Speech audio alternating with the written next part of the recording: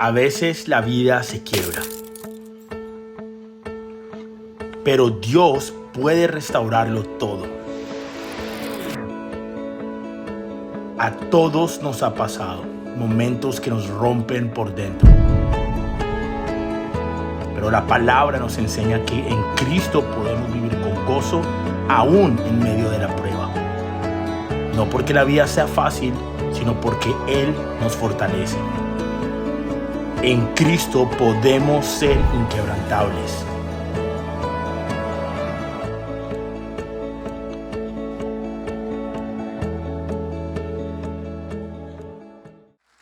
Bueno, arranquemos con la enseñanza de hoy. El domingo pasado estuvimos hablando acerca de un problema muy grande que tenemos muchos de nosotros, y creo que es un problema en general de la humanidad, es un problema que todos tenemos, y es que el orgullo. ¿Quiénes recuerdan? El orgullo es un problema que nos afecta profundamente en diferentes áreas de nuestra vida. Es un problema profundo del corazón del ser humano. Hablamos de que el orgullo realmente lo que es cuando hay áreas y cosas en mi vida que ocupan el lugar que le pertenece a Dios. Creo que muchos de nosotros, dentro de nuestro listado de prioridades, de una u otra manera hay cosas que estamos poniendo por encima de Dios, y tenemos que preguntarnos cuáles son esas cosas. Una de esas cosas quizá es la autosuficiencia. Muchos de nosotros somos autosuficientes y pensamos que no necesitamos ni de Dios ni de otras personas en nuestras vidas, y por eso Pablo escribe esta carta a esta iglesia en Filipo y les dice algo muy importante, y les dice: tengan la misma actitud que tuvo Cristo Jesús. Esas fueron las palabras de Pablo para esta iglesia. Y entonces, ¿cuál fue la actitud de Cristo Jesús? Humildad.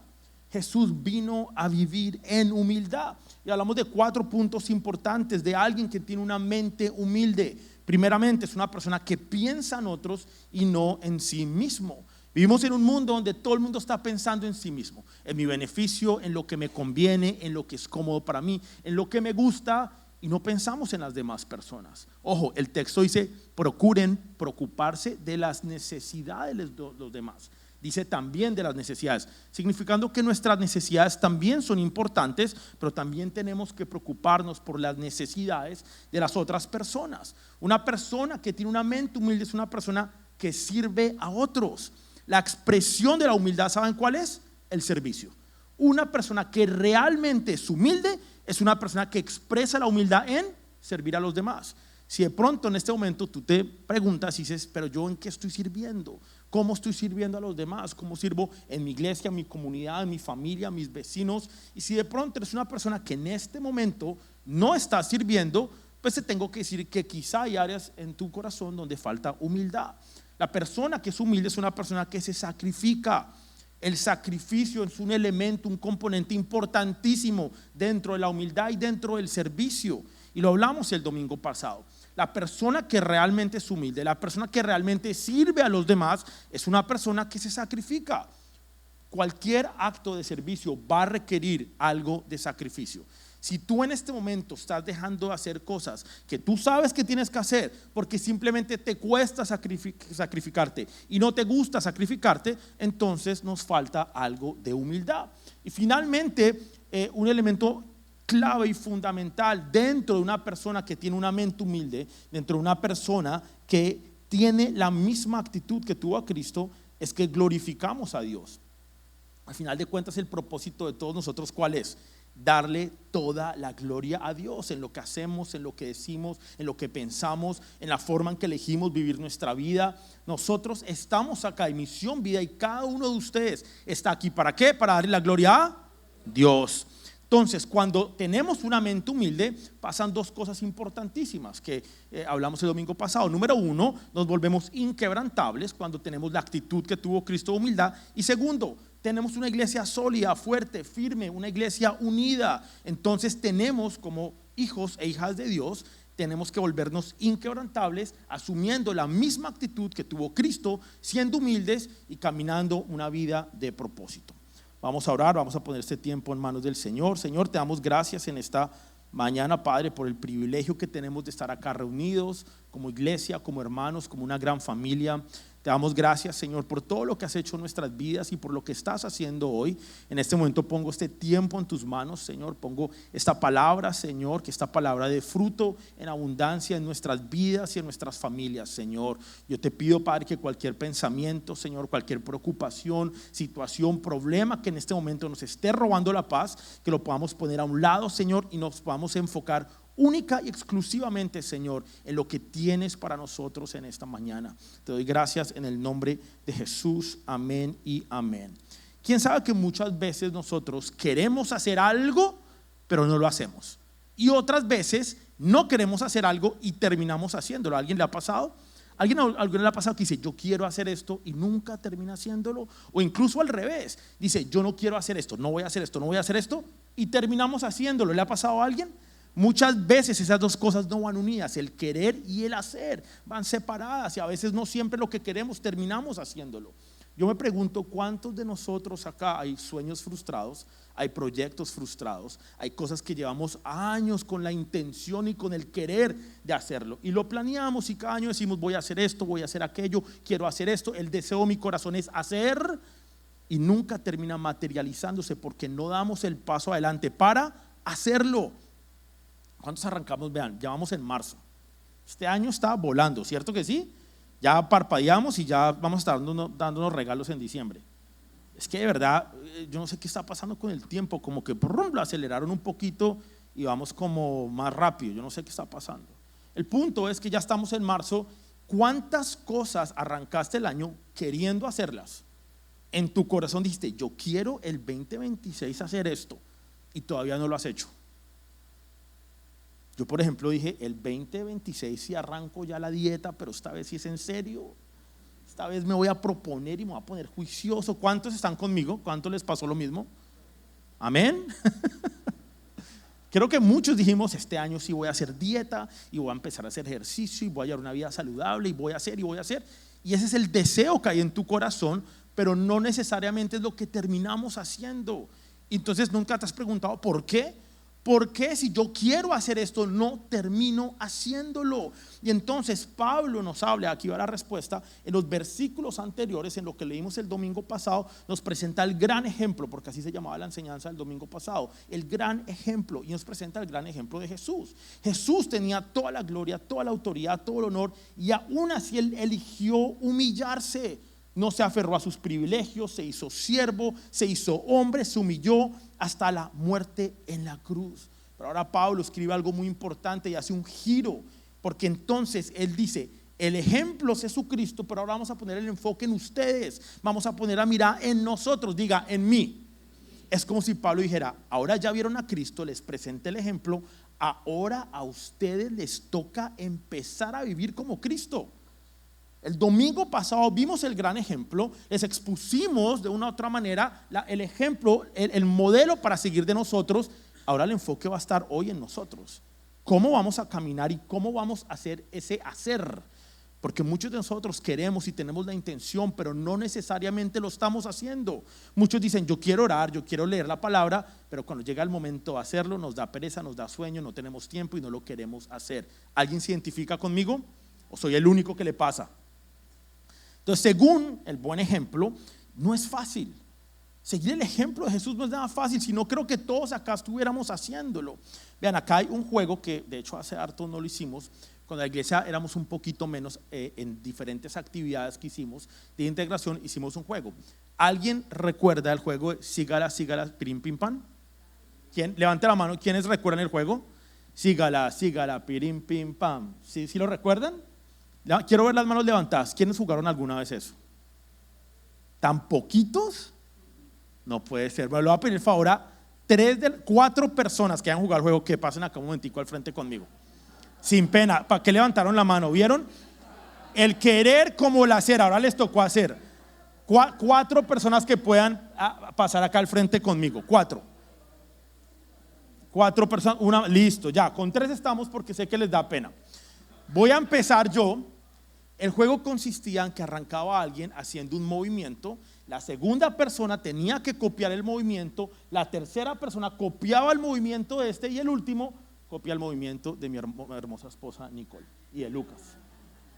Entonces, es copiar, es ver el ejemplo del otro. Ahora, es importante porque si nos distraemos, nos olvidamos o no logramos ver lo que la persona está haciendo. Entonces voy a arrancar yo. Bueno, Sebas, acompáñenme ustedes con aplausos. Sígala, pirim, pim, pam. Sígala, pirim, pim, pam. Sígala, no arranco yo. ¿Ve? Ya empezó mal con el ejemplo Sebas. Arranco yo. Sígala, pirim, pim, pam. Sígala, pirim, pim, pam. Sígala, pirim, pim, pam. Sígala, pirim, pim, pam. Sígala, pirim, pim, pam. Sígala, pirim, pim, pam. Sígala, pirim, pim, pam. Sígala, pirim, pim, pam. Sígala, pirim, pim, pam. Sígala, pirim, pim, pam. Bueno, un aplauso para los que lo hicieron.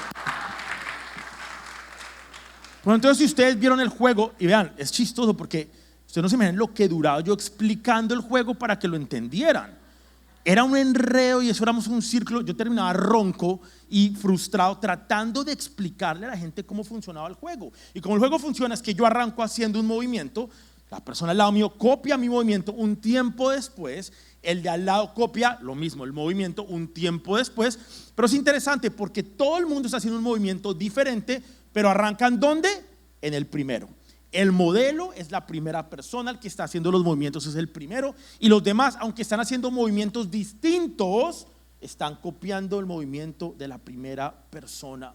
Y saben que no siempre es fácil, nos equivocamos, tratamos de parecernos a Cristo, de actuar como Cristo, de vivir como Cristo, y es tan complicado y es tan difícil en nuestras vidas que terminamos equivocándonos y haciendo muchos movimientos que Dios nunca nos llamó a hacer. ¿Cuántas cosas terminamos haciendo y no haciendo que no hemos sido llamados a hacer?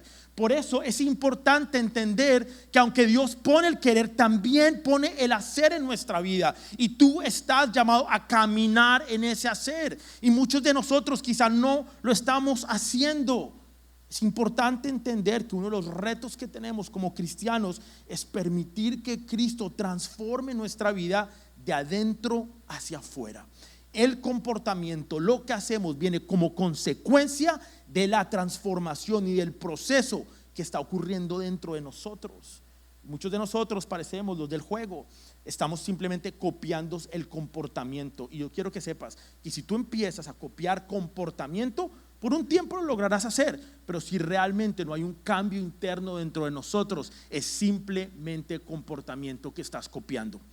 Yo puedo acá pasarte un script, pasarte un listado de cosas de lo que debes hacer y no hacer, de cómo debe lucir la vida de un cristiano, pero si realmente no hay un proceso interno que esté pasando dentro de ti, si realmente no hay un cambio interno, pues simplemente estás copiando comportamiento. Y por eso es muy importante que entendamos lo siguiente: este proceso no es por imitación.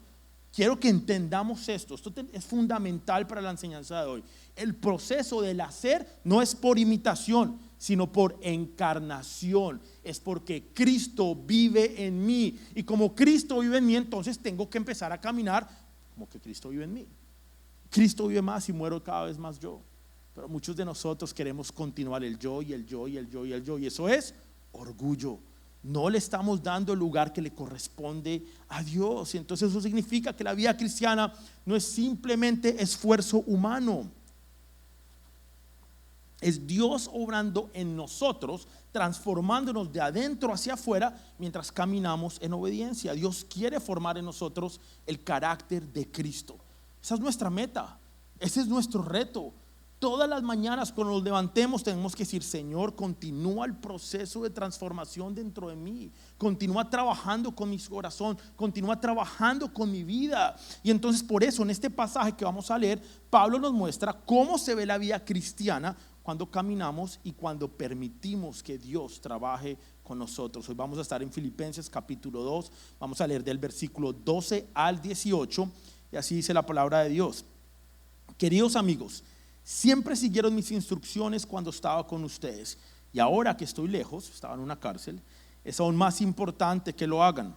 Esfuércense por demostrar los resultados de su salvación, obedeciendo a Dios con profunda reverencia y temor, pues Dios trabaja en ustedes y les da el deseo y el poder para que hagan lo que a Él le agrada. Hagan todo sin quejarse ni sin discutir, para que nadie pueda criticarlos. Lleven una vida limpia e inocente, como corresponde a los hijos de Dios, y brillen como luces radiantes en un mundo lleno de gente perversa y corrupta. Aférrense a la palabra de vida. Entonces, el día que Cristo vuelva, me sentiré orgulloso de no haber corrido la carrera en vano y de que mi trabajo no fue inútil. Sin embargo, me alegraré aún si tengo que perder la vida derramándola como ofrenda líquida a Dios, así como el fiel servicio de ustedes también es una ofrenda a Dios. Y quiero que todos ustedes participen de esta alegría. Claro que sí, deberían alegrarse y me gozaré con ustedes. Eso es muy importante. Dios produce en nosotros el querer, pero nos llama a caminar en el hacer para cumplir su propósito de hacernos semejantes a Cristo. Y eso es un proceso difícil, no es un proceso nada fácil, es un proceso complicado, es un proceso que toma tiempo, es un proceso que en muchas ocasiones es doloroso, es un proceso difícil. Y creo que para muchos de nosotros que de pronto estamos en este momento en medio de procesos o que hemos sido procesados, podemos ser testigos de eso, ¿cierto?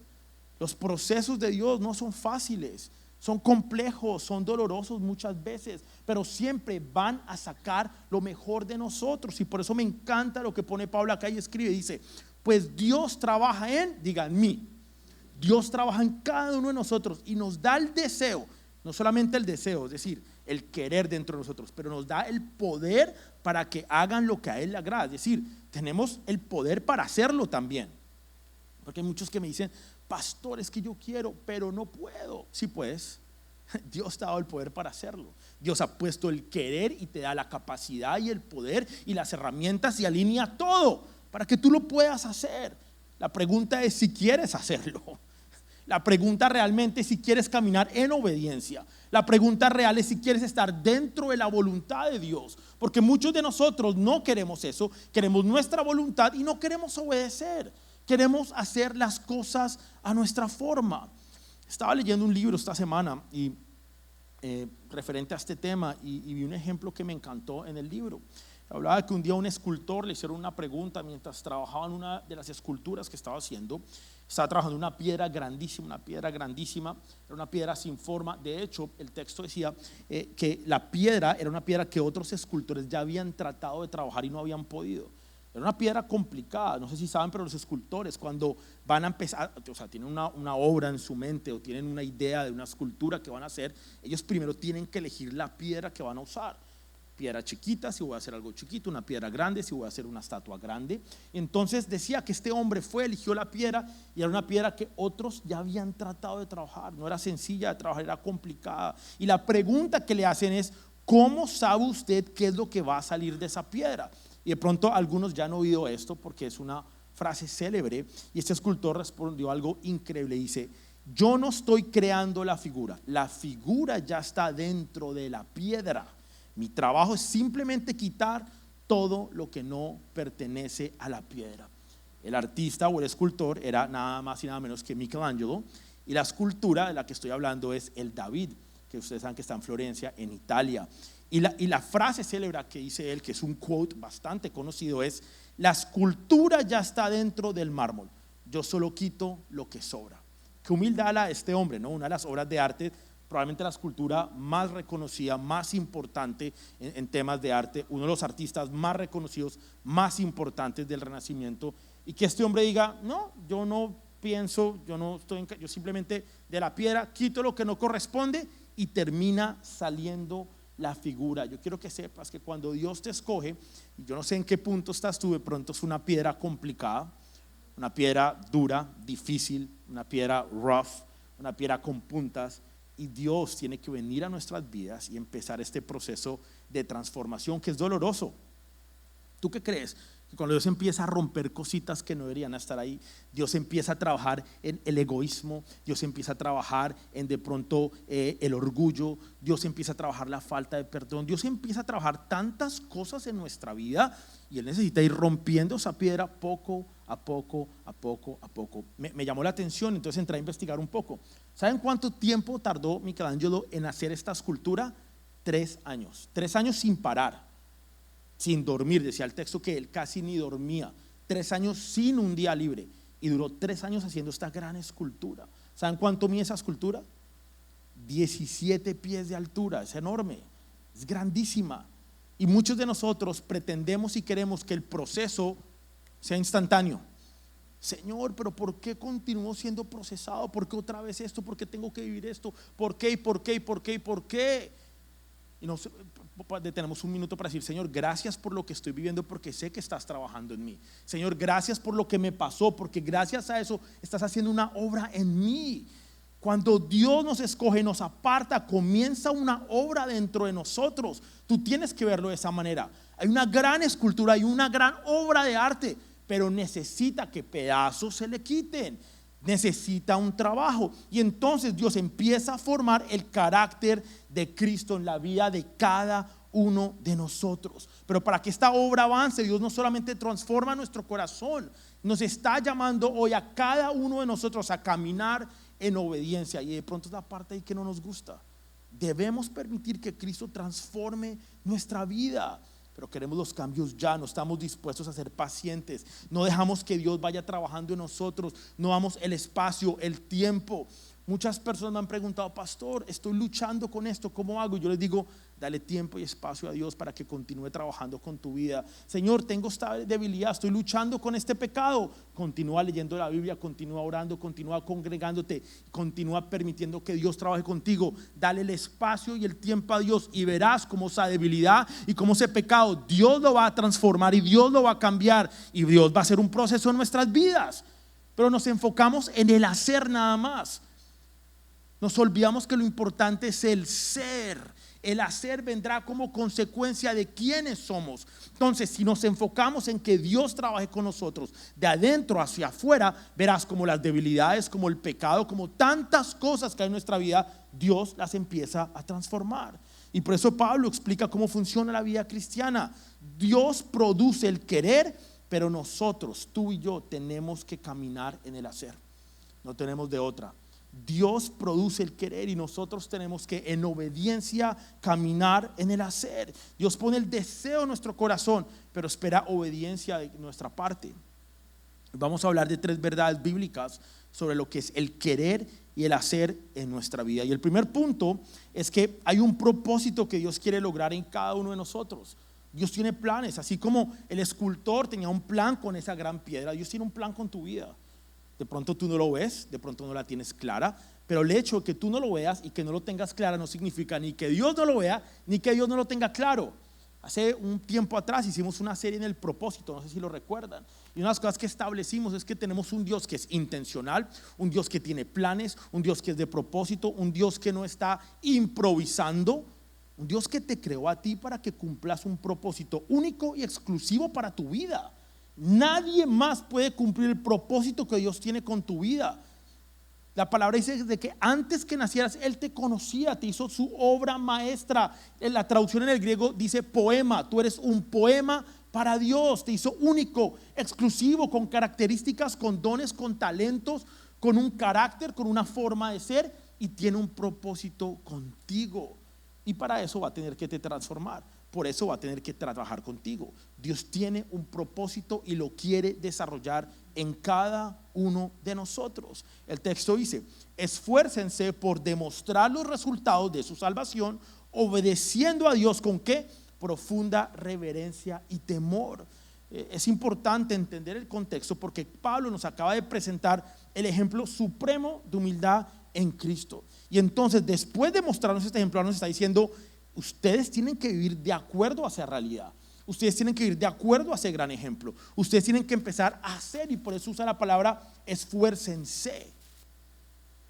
La vida cristiana requiere un esfuerzo. La vida cristiana no es fácil, o creemos que es fácil. No, es complicada, es difícil y requiere de un esfuerzo. Por eso la palabra dice: esfuércense y sean valientes. Esta vida es para personas que se esfuerzan, que son valientes, que tienen fe, que le creen a Dios. ¿Ustedes no creen que esto requiere un esfuerzo? ¿No creen que poner la otra mejilla requiere un esfuerzo? ¿Perdonar no requiere un esfuerzo? ¿Levantarnos a leer la palabra y orar requiere un esfuerzo? ¿Ayunar requiere un esfuerzo? ¿Congregarnos cada domingo, así haya partido de fútbol o carrera de Fórmula 1, requiere un esfuerzo? pero no queremos esforzarnos. Queremos la vía fácil, simple, el camino rápido, el camino sencillo, y esa no es la vida del creyente. Tenemos que esforzarnos, y por eso Pablo arranca diciendo claramente: esfuércense. ¿Saben qué significa esa expresión en griego? Esa es la terminología. Significa desarrollar algo completamente, significa llevar algo hasta el resultado final. Y esa es la parte que más me gusta, y el significado y el contexto importante acá es que es hacer que algo que ya existe se manifieste plenamente. Algo que ya existe se manifieste plenamente. El esfuerzo tuyo, la obediencia tuya, el esforzarse va a hacer que algo que ya existe se materialice. Algo que Dios ya creó salga a la luz. Pero muchos de nosotros no creemos y no nos queremos esforzar. No le creemos a Dios, no tenemos fe. Y Dios lo único que te está pidiendo es que lo que ya existe lo hagas, y tú esforzándote, que pongas esfuerzo. Hacer algo que ya existe, que se manifieste plenamente. Y esto es muy importante porque continúa diciendo Pablo: demostrar los resultados de su salvación. Y este texto puede sacarse fuera de contexto. Pablo no está diciendo de ninguna manera que debemos ganarnos nuestra salvación, porque creo que todos entendemos que nuestra salvación es por y no por. No hay nada que tú puedas hacer para ganar la salvación. No hay obra alguna, no hay nada que tú puedas hacer para ganar la salvación. La salvación es por gracia. Lo que Pablo está tratando de decir acá es que debemos vivir y desarrollar la salvación que ya hemos recibido. Vivirla y desarrollarla, vivir de acuerdo a, vivir como consecuencia de. No es lo mismo yo hacer cosas pensando que me tengo que ganar la salvación, que entender, estar en esta posición acá y entender que como ya soy salvo, que como Dios me amó primero, que como me perdonó, me redimió, me escogió, me apartó, me dio un propósito, entonces como consecuencia de ese entendimiento camino del hacer. Pero muchos de nosotros estamos haciendo, pensando que tenemos que ganarnos algo.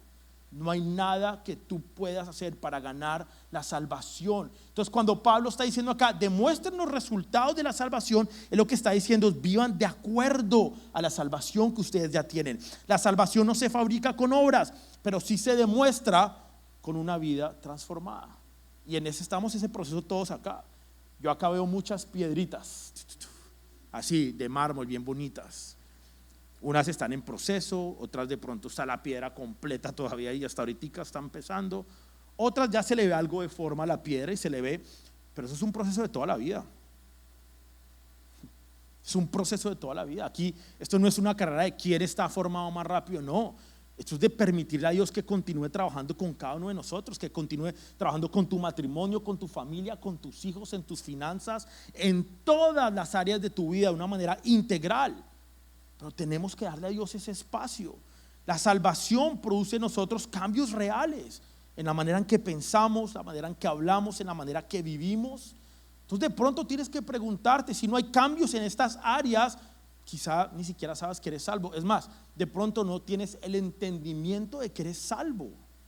Es que si uno realmente entiende esto, si esto es una verdad en mi corazón todos los días, presente y real, yo tengo que vivir de una manera diferente.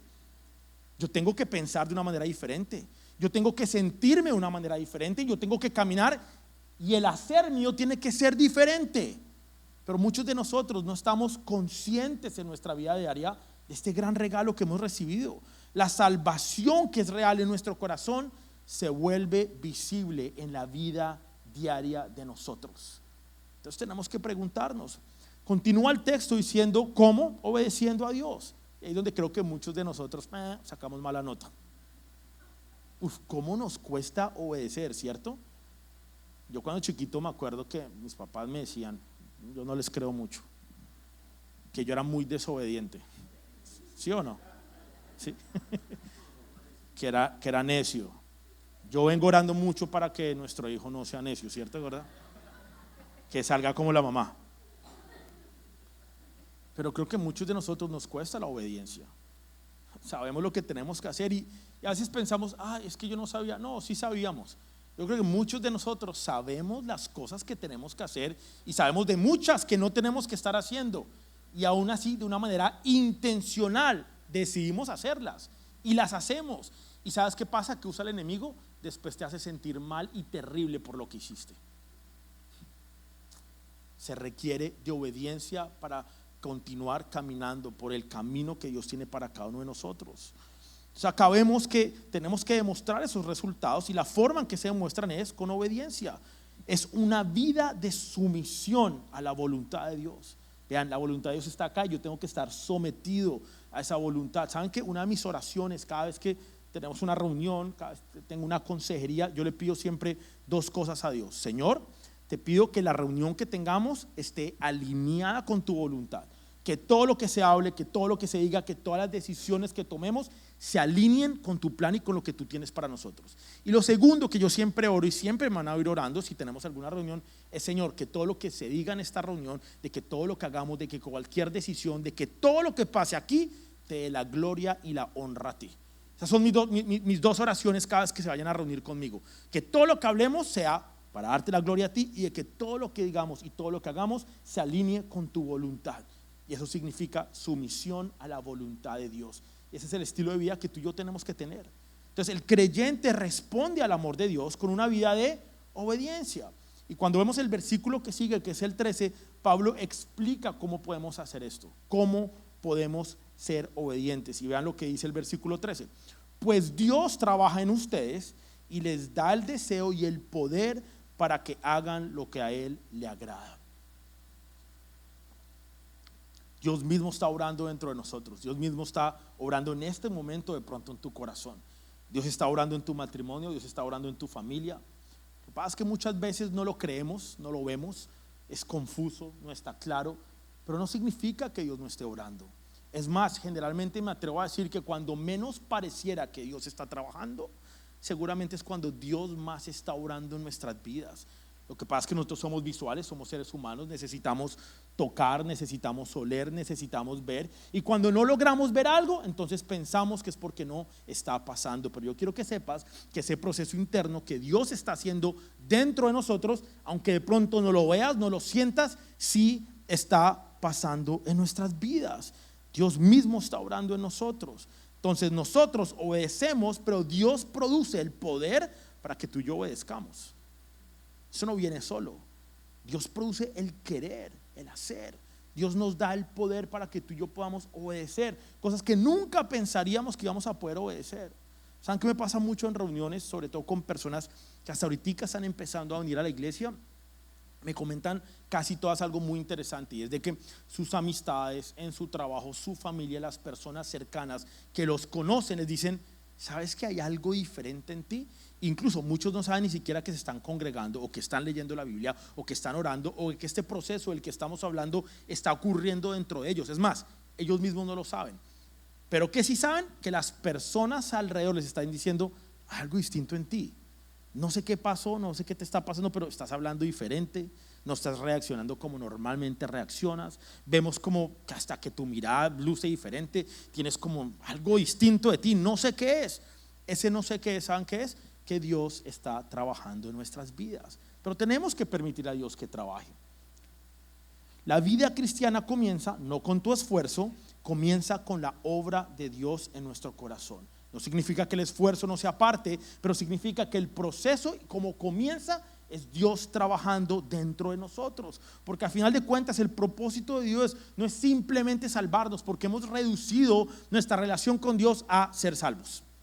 Ser salvos. Yo hago para ser salvos, yo vengo a la iglesia para ser salvos, pero es mucho más que la salvación. Dios quiere trabajar contigo, y mientras somos salvos, ¿qué está pasando hoy en tu vida? ¿Cómo vas a vivir todos estos años? Dios quiere hacernos semejantes a Cristo. Creo que un gran ejemplo bíblico es la vida de Pedro. Pedro fue un hombre que, más si recuerdan la serie que hicimos del Evangelio de Marcos, ¿lo recuerdan?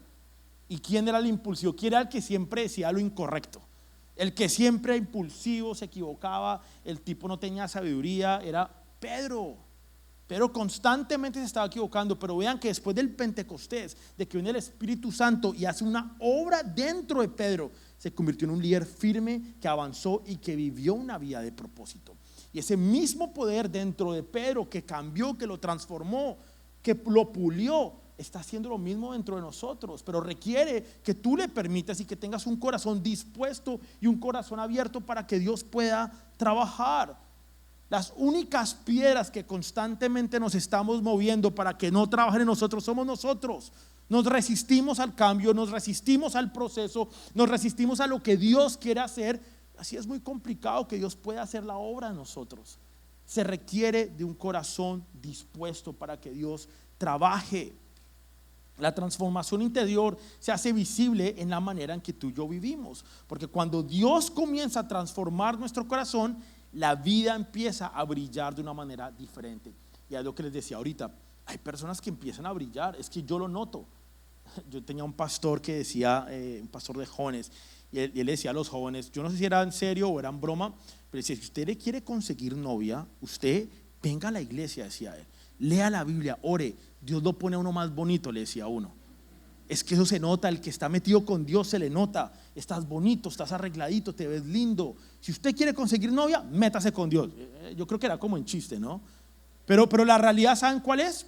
La realidad sí es de que, sí, como que uno se ve como más radiante, ¿cierto que sí? Hay como que una gracia especial sobre nosotros.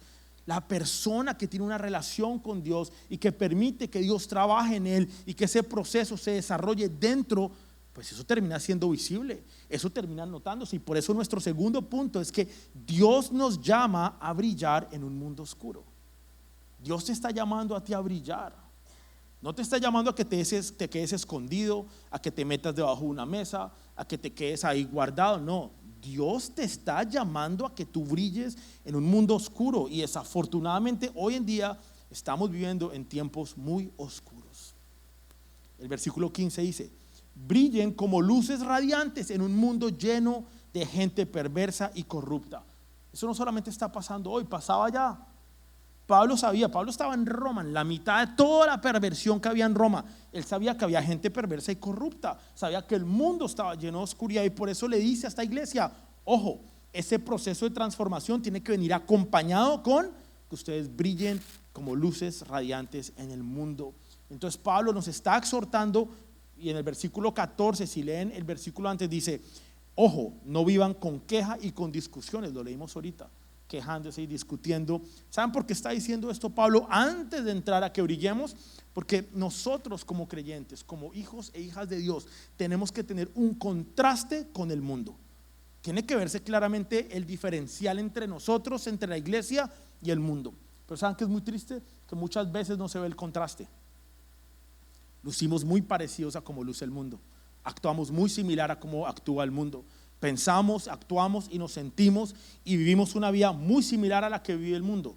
No hay un contraste, y nosotros tenemos que entender que como cristianos debemos vivir una vida que contraste claramente con el mundo que nos rodea. Es decir, estamos llamados a brillar, y la transformación interior que produce Dios hace que eso sea visible en la vida de nosotros. Ese proceso del que estoy hablando interno se empieza a ver, empieza a alumbrar, y por eso es que él dice brillen. La palabra en el griego usada acá significa aparecer con luz, significa resplandecer, significa que algo se haga visible. En otras palabras, Dios lo que está diciendo, y Pablo lo que está escribiendo ahí es: ojo, ese proceso que está pasando interior, esa obra que está haciendo Dios dentro de nosotros, háganla visible, que se vea con sus acciones, que se note hasta en los detalles más pequeños de su vida, algo tan sencillo como las palabras que usamos. Uno a veces se le salen las groserías o dice una palabra que no tenía que decir. Hasta en esos detalles. Cuando vas a un restaurante, ¿cómo tratas al mesero que te atendió? Hasta en esos detalles. Cuando manejas, ¿cómo estás manejando? En los detalles. Cuando estás molesto y llegaste de mal genio a la casa, tuviste un día malo y de pronto llegaste y hubo un problema y encontraste, ¿cómo trataste a tu esposa? ¿Cómo le hablaste? En esos detalles es que tenemos que hacer que esa luz y eso que está pasando en nosotros brille, que salga, que lo podamos demostrar. El creyente no, ojo, eso es muy importante, no produce luz propia. Estamos llamados a reflejar la luz de Cristo. Tú no brillas porque tengas luz propia, tú brillas porque Cristo vive en ti. Por eso es que nosotros brillamos. Entonces estamos llamados a reflejar la luz de Cristo. Entonces la pregunta que nos tenemos que hacer como iglesia y cada uno de nosotros es: ¿qué estamos reflejando? Tu vida hoy en día, ¿qué está reflejando? Si yo le hiciera un cuestionario a las personas cercanas a ti, ¿qué dirían? Uy, ¿se imagina hacer ese ejercicio? Se me acabó de ocurrir ahorita. De hecho, con Nicole estábamos hablando, creo que ayer o anteayer, de qué pensará la gente de uno, ¿no? Me acuerdo mucho una prédica que hizo mi papá hace varios años atrás y eran los 4 cuadrantes. ¿Te acuerdas que estábamos hablando justo de eso? Hay cosas que Dios sabe de nosotros que nosotros no sabemos. Hay cosas que las personas saben de nosotros que nosotros no sabemos. Hay cosas que yo sé que los demás no saben. Ya ni me acuerdo, era un enredo, pero era algo similar. ¿Cierto que sí? ¿Era parecido así? El punto es que hay cosas que yo no sé de mí, pero las personas sí saben. Vea, hay gente que puede decir, no, pastor, yo soy una persona súper generosa. Y se creen generosos. Pero cuando le preguntas a la gente a su alrededor, ¿generoso qué? Pastor, yo soy más organizado. Y cuando le pregunto a las amistades y a la gente cercana, organizado. Pero usted, ¿qué está pensando? No, y me sorprende porque es que me ha pasado. Personas que creen ciertas cosas de ellos, pero que cuando le preguntas a la gente alrededor, esa no es la verdad. Entonces, preguntemos lo siguiente: ¿qué pasaría si hacemos un cuestionario y le preguntamos a las personas cercanas a ti, a tus hijos, a tu esposo, a tu esposa, a tu papá, a tu mamá, a la gente alrededor tuyo, a tus amistades bien cercanas, qué está reflejando la vida de esta persona? Y que nos devolvieran ese papel y lo analizamos a ver si estamos realmente reflejando a Cristo con nuestras vidas. Es una pregunta que nos tiene que confrontar. De pronto, ¿y saben qué es triste? Que a veces somos selectivos en donde reflejamos esa luz. Quizá voy a tener respuestas diferentes dentro de ese cuestionario. De pronto algunos dirán, no, esa persona brilla, es increíble, es lo más de amable, es súper lindo, no, súper paciente. Y si le preguntas a los hijos y dicen, no, mi papá es un monstruo, mi papá es mal geniado, mi papá no tiene paciencia, mi papá nos regaña todo el día, vive gritando. Es que somos a veces selectivos de dónde decidimos brillar, pero Pablo claramente nos está diciendo, ustedes tienen que brillar en el mundo, ustedes tienen que brillar en todo lado. El creyente, no nos olvidemos de esto, no producimos nuestra propia luz, estamos reflejando la luz de Cristo. Y continúa el texto diciendo, como luces radiantes. Y la palabra acá en el griego, en el original, ¿saben qué significaba esto? Los griegos usaban esta palabra o este término para describir las luces del cielo. Específicamente, ¿saben qué? Las estrellas. Creo que esto es lo más bonito del texto. Estamos llamados a ser estrellas. Dile al lado, eres una estrella. Y esta es una imagen muy poderosa. Porque vean, así, ¿qué es lo primero que uno ve cuando está de noche y uno sale? Y uno mira para el cielo, ¿qué es lo primero que uno ve? Las estrellas. Las estrellas resaltan en medio de la noche. Las estrellas, aunque esté súper oscuro, aunque estés en la mitad de la nada, las estrellas es lo primero que tú ves. Y nosotros como hijos de Dios, como hijas de Dios, estamos llamados a destacar, a resaltar en medio de una sociedad, en medio de una cultura, en medio del mundo, por más oscura que esté, estamos llamados a alumbrar y a brillar. ¿Saben qué es bonito de esto? ¿Saben que las estrellas se usan para navegar y para dirección? ¿Sabían eso? Los capitanes de barco, bueno, hoy en día habrá GPS y todo eso, pero antiguamente, cuando estabas en un barco en la mitad del océano y no se veía nada, lo único que te permitía tener dirección y poder navegar y llegar a tu destino era a través de las estrellas. Las estrellas dan dirección. Mira qué bonito esto. Dios nos está llamando a nosotros a alumbrar y a hacer estrellas en un mundo oscuro. ¿Saben para qué? Para darle dirección a muchos, para apuntar a Cristo, para que personas que de pronto Dios pone alrededor nuestro podamos llevarlas al lugar que tienen que ir, a los pies de Jesús. Entonces, cuando alumbramos, no solamente estamos alumbrando para nosotros mismos. Yo quiero que entiendan la responsabilidad que hay detrás del alumbrar, del brillar como una estrella. Es que no es solo por ti, es por las personas alrededor tuyo. Primeramente tu familia. ¿Hacia dónde está yendo tu familia? ¿Hacia dónde está yendo tu matrimonio? ¿Hacia dónde estás direccionando a tus hijos? Para los que tienen acá niños pequeños, ¿qué ejemplo le están dando a sus hijos? ¿Están brillando y los están llevando hacia Jesús? ¿O de pronto los están llevando hasta el lado opuesto? Estamos llamados a dar dirección en los momentos más oscuros. Tú y yo tenemos la capacidad de brillar. Y la luz no existe para sí misma, existe para iluminar su entorno. La luz no brilla cuando todo está claro, la luz brilla cuando hay oscuridad. Es queremos como que cuando las cosas están bien, que brillemos. No se va a notar. ¿Sabes qué no se va a notar? El brillo en el momento oscuro.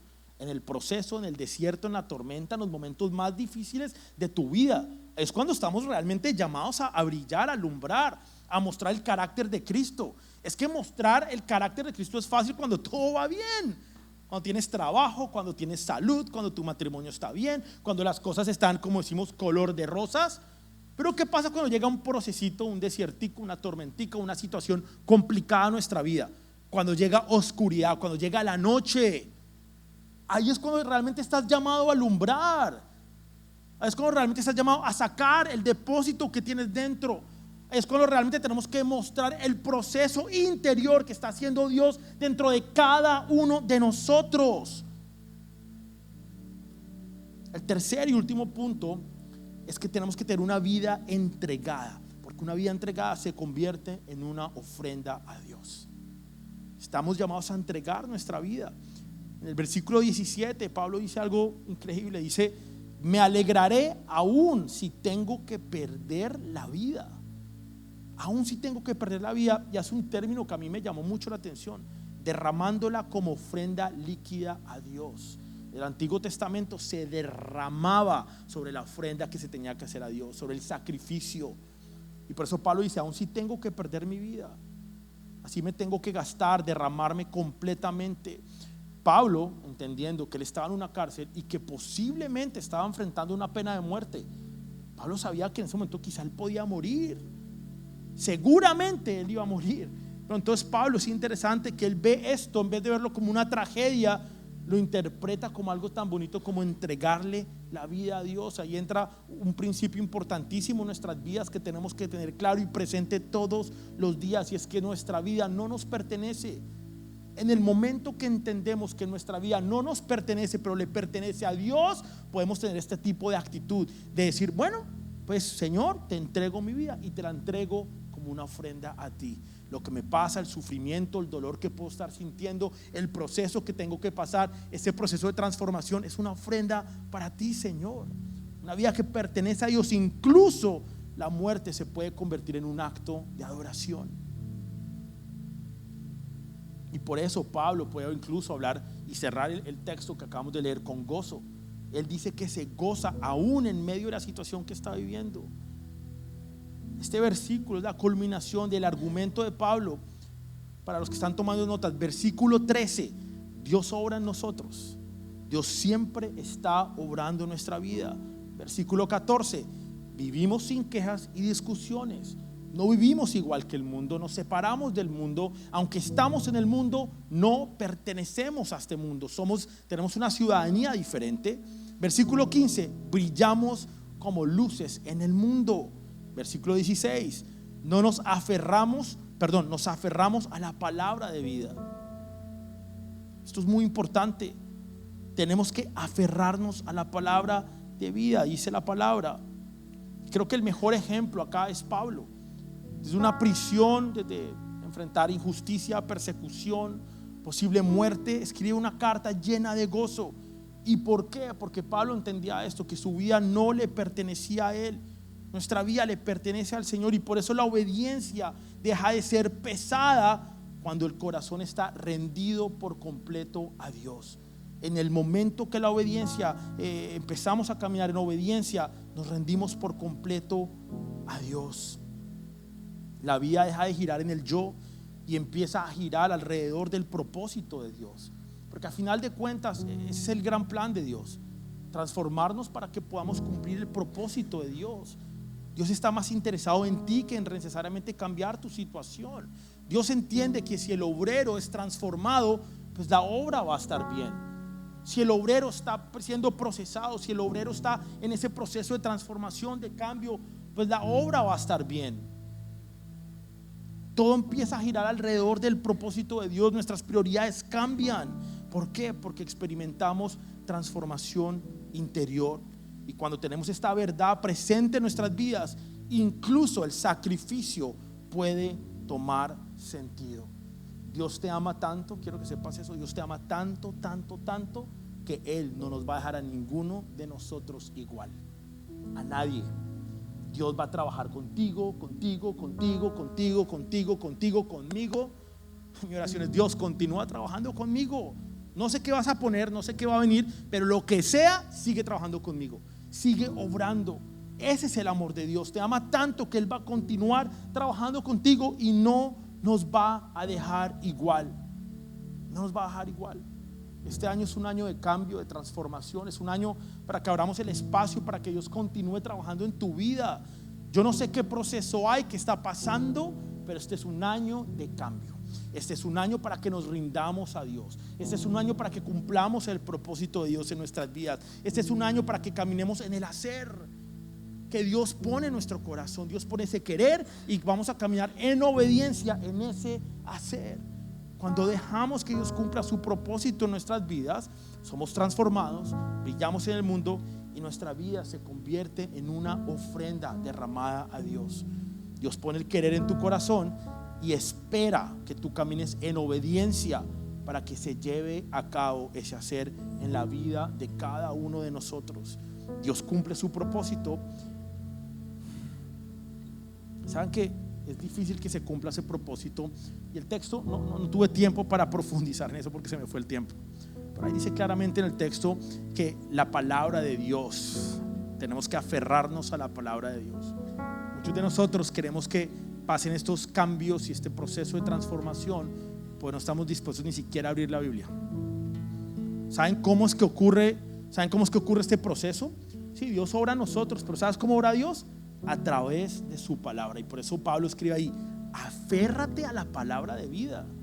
Es que la Biblia tiene que ser algo a lo que nos aferramos constantemente, todo el tiempo, abrazarla, leerla, amar la palabra de Dios, respetar la palabra de Dios, obedecer la palabra de Dios. Cuando nosotros queremos caminar dentro de la voluntad de Dios, es caminar en la voluntad de Dios, significa abrazar la palabra y caminar en su palabra. Uno de nuestros principios bíblicos acá en Misión Vida es que lo que guía nuestra vida es la palabra de Dios. Si tenemos preguntas, vamos a la palabra de Dios. Si no sabemos qué hacer, vamos a la palabra de Dios. ¿Cómo criamos nuestros hijos? Vamos a la palabra de Dios. ¿Cómo deben lucir nuestros matrimonios? Vamos a la palabra de Dios. ¿Cómo debo manejar mis finanzas? Vamos a la palabra de Dios. Es nuestra guía, es nuestro rumbo, es nuestro norte. Pero no podemos tener una vida transformada si no estamos dispuestos a abrir la palabra de Dios, a permitir que sea la palabra de Dios confrontando nuestra vida, mostrándonos las áreas que tenemos que cambiar, que mejorar, y permitir que ese proceso del que hablamos hoy interno nos cambie de adentro hacia afuera. Y como consecuencia verás los cambios en tu vida, verás los cambios en tu matrimonio, verás los cambios en tu familia, en tus finanzas, en todas las áreas de tu vida. Porque ese proceso que pasa interno, que no nos deja igual, será de bendición, dará fruto en abundancia, en el tiempo de Dios. Queremos que sea nuestro tiempo, pero Dios tiene tiempos. Dios es un Dios de orden y de procesos. Y este proceso del que hablamos hoy, créemelo, dará fruto en abundancia a su debido tiempo. ¿Qué tal si nos ponemos de pie, familia?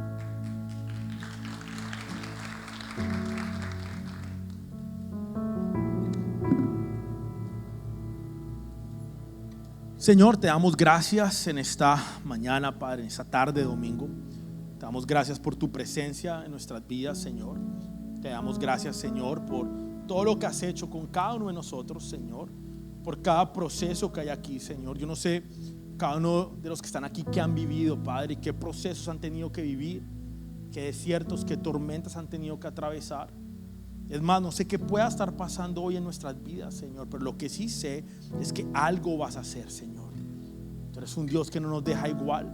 Eres un Dios que nos ama tanto, Señor, que vas a continuar trabajando con cada uno de nosotros, Señor. Y por eso te damos gracias, Señor. Podemos sentir tu amor, tu fidelidad, tu cuidado. Hoy te pedimos, Señor, que podamos continuar caminando en obediencia, Señor, en ese hacer, Señor. Que podamos ser consecuentes con ese proceso interno que ya está pasando dentro de nosotros, Señor, para que podamos brillar, Señor, brillar como estrellas, Padre, en un mundo oscuro, Señor. Brillar en nuestras familias, en nuestros matrimonios, Señor. Que podamos ser la respuesta, Señor, para muchas personas que están buscando de ti, Señor. Que podamos llevar tu evangelio, Padre. Que podamos continuar, Señor, desarrollando, Padre, nuestro ministerio, nuestro propósito. Que podamos alinearnos con tu voluntad, Padre. que podamos salir, Señor, de esas 4 paredes y ir y hacer discípulos de todas las naciones, bautizándolos en el nombre del Padre, del Hijo y del Espíritu Santo, Señor. Que nuestra vida, Señor, tenga sentido, Padre. Sentido porque está alineada con tu voluntad, Señor. Que entendamos que nuestra vida tiene valor y tiene propósito, Señor. Que nos creaste, Señor, con intención, con diseño, Padre, para cumplir, Señor, tu voluntad y el plan que tú tienes con cada uno de nosotros, Señor. Yo te doy gracias, Padre, porque hoy entendemos que tú pones ese querer dentro de nosotros y nos das el poder para poder caminar en ese hacer, Señor. Te damos gracias, Padre, por todo lo que estás haciendo, Señor, por tu iglesia. En el nombre de Jesús, amén y amén.